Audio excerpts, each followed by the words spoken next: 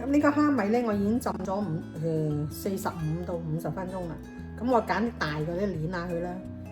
如果都腍腍地咧，就已經得啦。嗱，都腍啦，即係攣落去都腍啦。咁咧，呢個已經係完成咗啦，浸咗。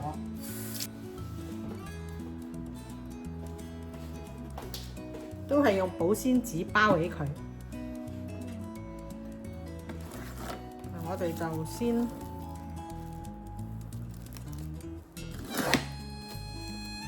攞一個保鮮紙啦。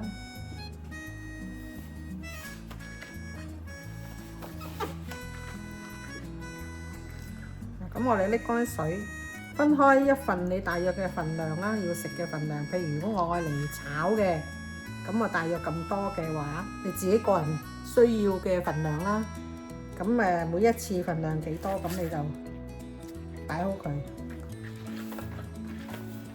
然後咧就將佢咧包好佢，擺喺急凍裏邊咧。攞出嚟咧就可以用啦，嗱就咁樣包好佢啦。個保鮮紙唔使好大嘅。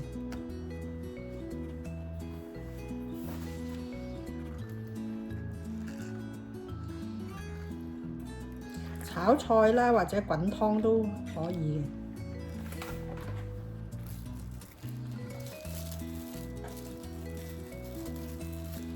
如果我哋整蘿蔔糕，我哋整蘿蔔糕就要切碎佢啦。